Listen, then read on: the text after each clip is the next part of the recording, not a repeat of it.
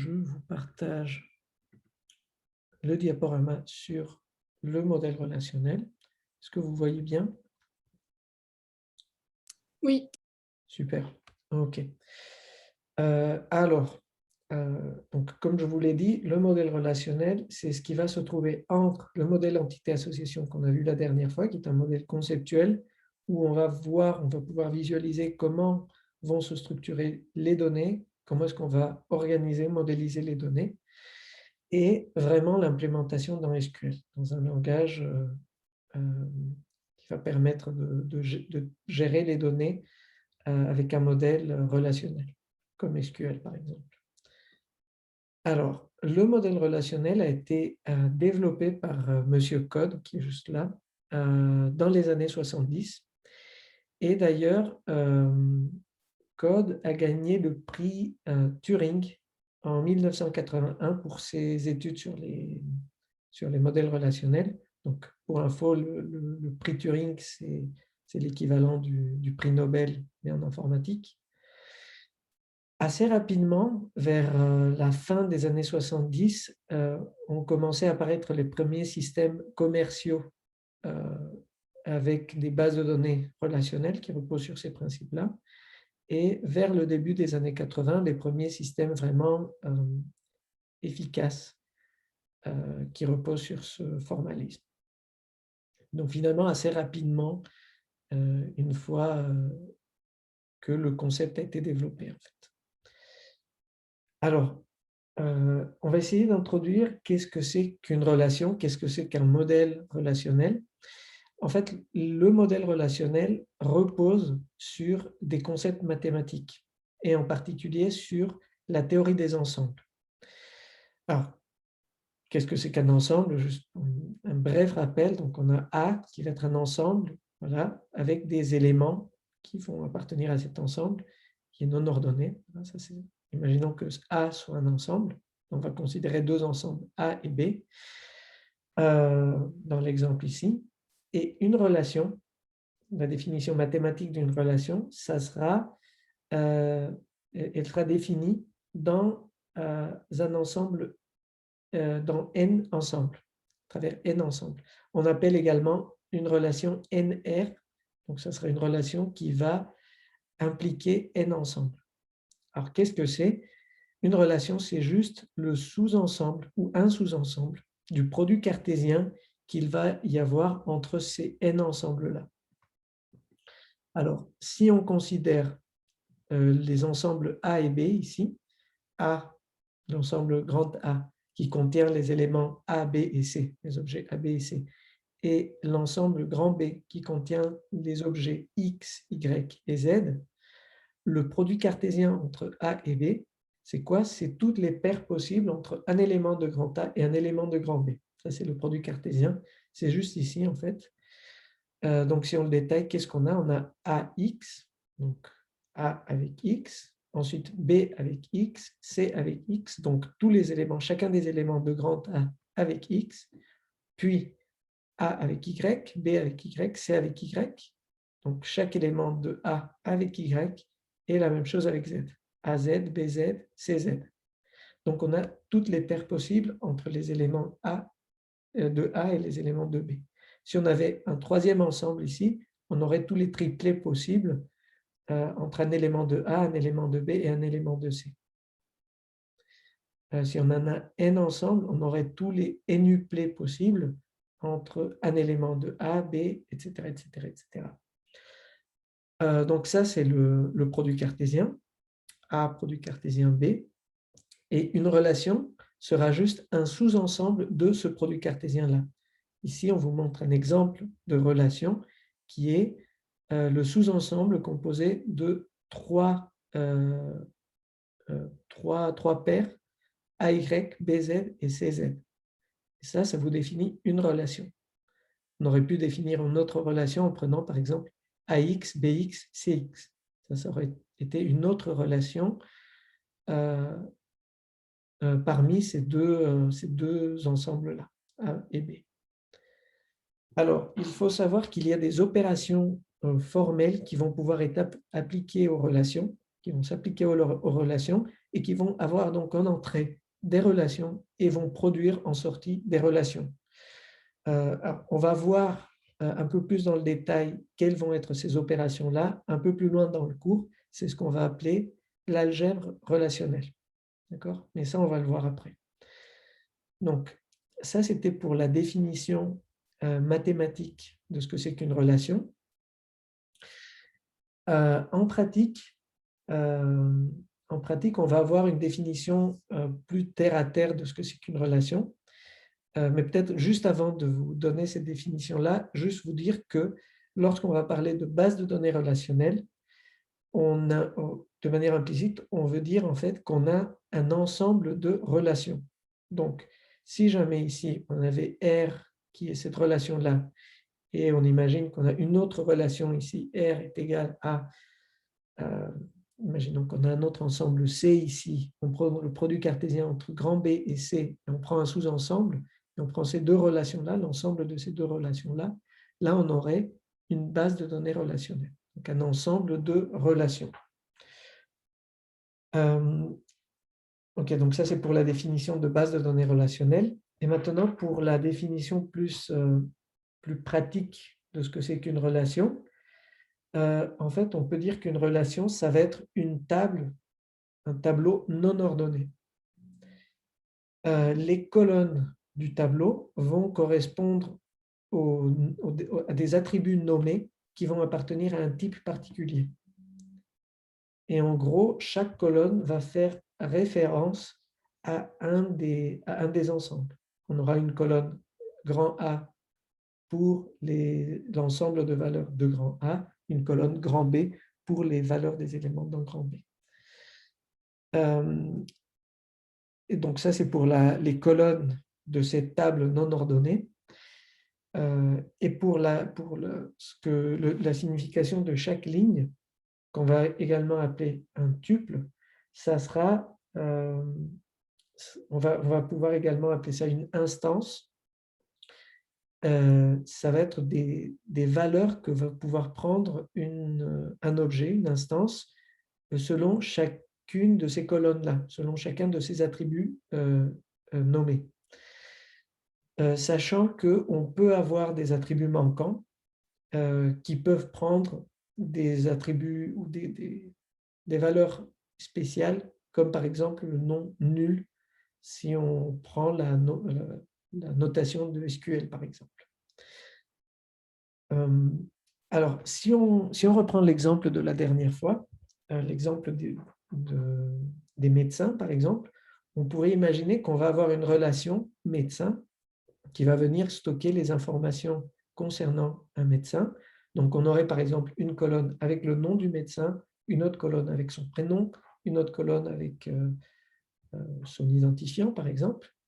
Donc, si on regarde les domaines, le nom et le prénom appartiendraient au domaine des chaînes de caractères et l'identifiant peut-être aux strings, aux entiers, ou aux strings aussi, ça dépend du type d'identifiant. Et chaque ligne va stocker les informations d'un médecin en particulier, avec son nom, son prénom et son identifiant en particulier. Donc, on aurait différentes lignes pour chaque médecin. L'ordre des lignes ne va pas être important. Alors, lorsqu'on a une relation, on va pouvoir avoir une représentation simplifiée du tableau ou de la structure du tableau. Et c'est ce qu'on va appeler le schéma d'une relation. Donc ça, c'est une définition importante. Le schéma d'une relation, c'est la description structurelle des relations d'une base de données. D'accord?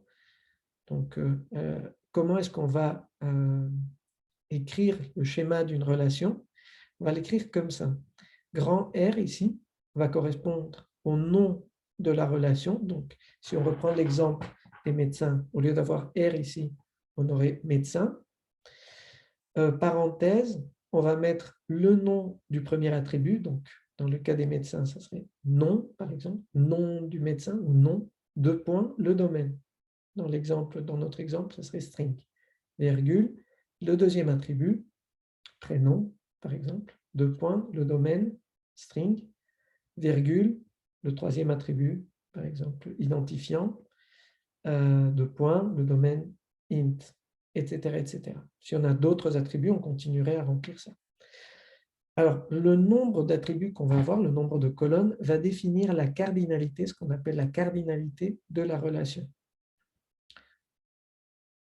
Une autre définition importante, c'est que deux relations A et B sont dites compatibles si et seulement si elles ont la même cardinalité, donc elles ont le même nombre de colonnes, et que pour chacune des colonnes, les domaines des colonnes en question, pour chaque paire de colonnes,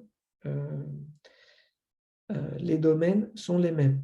Donc, si le domaine de la première colonne de la relation 1 est le même que le domaine de la première relation de la première colonne de la relation 2. Idem pour la deuxième colonne, troisième colonne, etc. Dans ces deux cas, si on a ces deux contraintes qui sont satisfaites, on va pouvoir dire que les relations sont compatibles. Donc, par exemple, si on a une relation médecin avec un nom, un prénom et un identifiant, et on a une deuxième relation chirurgien qui contient également un nom, un prénom et un identifiant, les deux relations ont trois attributs, donc la même cardinalité, et les domaines sont les mêmes à chaque fois. Donc, on pourrait dire que nos relations médecin et chirurgien sont compatibles.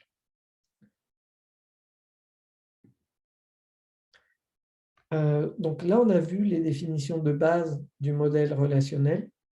Donc, on a vu en gros que un modèle relationnel, c'est quoi? Ou une base de données relationnelle, c'est quoi? C'est un ensemble de relations. Une relation, c'est quoi? C'est un tableau, si on le voit d'un point de vue très terre à terre, ou un sous-ensemble d'un produit cartésien de différents ensembles, si on veut la définition mathématique. OK.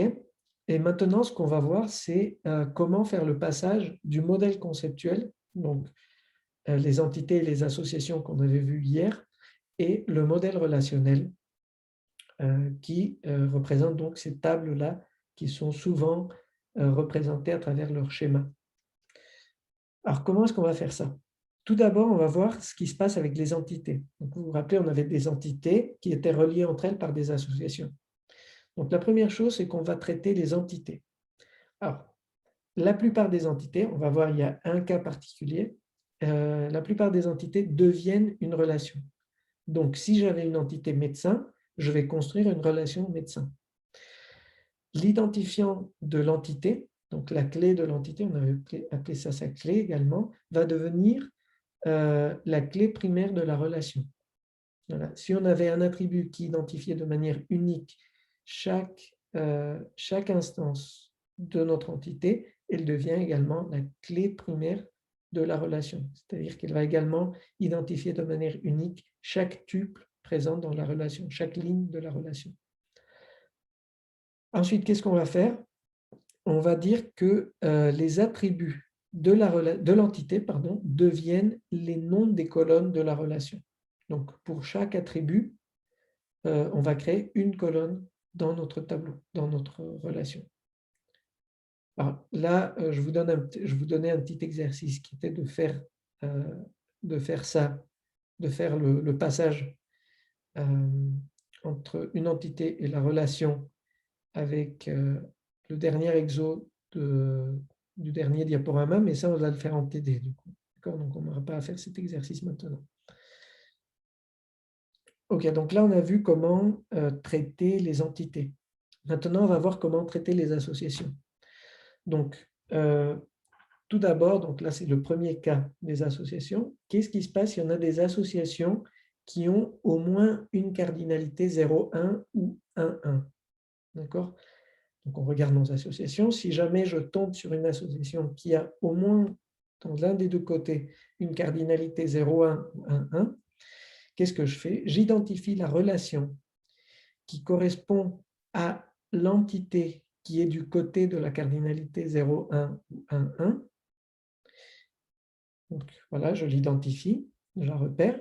Et ensuite, qu'est-ce que je fais? Je vais rajouter à cette relation-là l'identifiant des autres entités qui sont connectées par l'association que je suis en train de traiter. Donc, ça nous permet même de traiter des cas où vous avez des associations entre plus de 2 entités. D'accord? Si on se met dans le cas le plus simple, on a 2 entités, une association. Imaginons que cette entité-là, celle de droite par exemple, soit du côté de la cardinalité 0, 1 ou 1, 1. Qu'est-ce qu'on va faire? On va venir prendre l'identifiant de l'autre entité et on va le rajouter à notre entité du côté de la cardinalité 0, 1 ou 1, 1. La même règle va s'appliquer dans le cas où j'ai des entités faibles. D'accord? Et donc, dans ce cas-là, dans le cas où j'ai des associations avec des cardinalités 0, 1 ou 1, 1, je ne vais pas créer une relation pour représenter l'association. D'accord? C'est important. La deuxième étape, ou la deuxième étape dans le traitement des associations concerne les autres associations, donc celles qui n'ont pas une cardinalité 1, 1 ou 0, 1. Donc, si j'ai par exemple des associations qui ont des deux côtés, du 0, 1 ou du 1n, dans ce cas-là, je vais appliquer les règles qui sont ici. Alors, qu'est-ce qu'on va faire? On identifie ces associations-là tout d'abord, et ensuite, on va regarder quels sont les identifiants des entités qui sont reliées par l'association en question, l'association qu'on vient de traiter.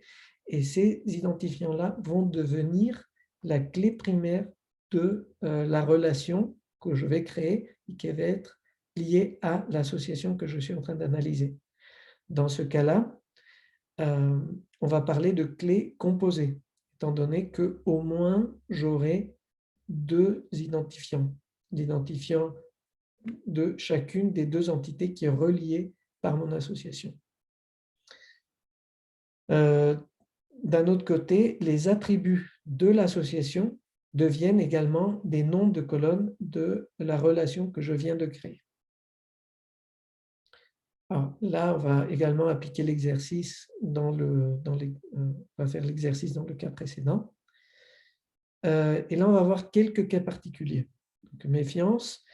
Le premier cas particulier, c'est lorsque on a une entité qui n'a qu'un seul attribut. Imaginons, à un moment, on crée une entité qui n'a qu'un seul attribut, sa clé par exemple. Dans ce cas-là, on ne va pas créer une relation pour représenter cette entité-là. On ne va pas le faire. Qu'est-ce qu'on va faire dans ce cas? Dans ce cas, ce qu'on va faire, c'est que l'entité ne va pas apparaître. L'attribut, on va récupérer juste l'attribut et on va le mettre dans les autres relations qui sont connectées à cette première entité qui ne contenait qu'un attribut. D'accord? Donc, cet attribut-là ne va pas donner lieu à la création d'une relation à part entière, d'une table à part entière. On va venir la coller, si vous voulez, vers les relations qui sont collées à cette entité-là. D'accord? Et elle va venir faire partie de la clé primaire. Ça, c'est très important. Donc, je prends l'attribut, je le mets dans les autres entités et il vient faire partie de la clé primaire. Deuxième cas particulier, c'est le cas des associations réflexives. Donc, le deuxième cas particulier ne va pas impliquer les entités, mais les associations. Alors, les associations réflexives, c'est une association qui relie une entité avec elle-même. Donc, l'exemple que j'avais donné hier, c'était les réseaux sociaux. On a une entité qui représente un utilisateur, par exemple, et l'association, c'est, par exemple, est ami de. Donc, un utilisateur peut être ami de. Donc là, on a l'entité, l'association qui relie l'entité elle-même. C'est une boucle réflexive. Alors, qu'est-ce qu'on va faire? Elles suivent les mêmes règles, sauf que dans ce cas-là, on va avoir 2 fois le même attribut. Donc, on va prendre 2 fois la clé de notre entité qui était impliquée dans l'association réflexive. Elle va venir se dupliquer. Et dans ce cas-là, qu'est-ce qu'on fait? On va mettre des noms différents à chacun des attributs pour éviter des confusions. D'accord?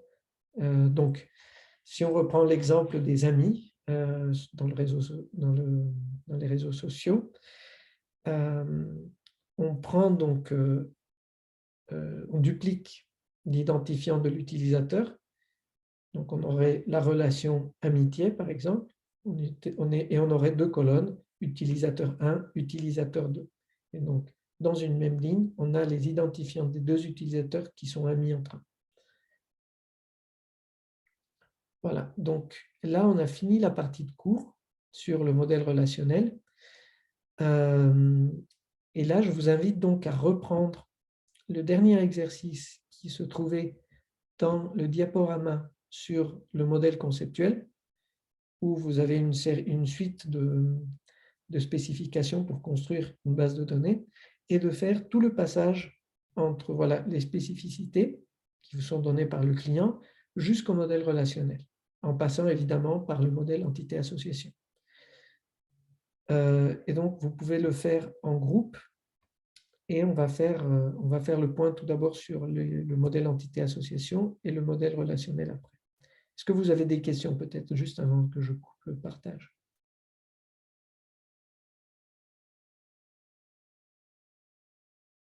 Non, pas spécialement. Alors, je coupe le partage et je coupe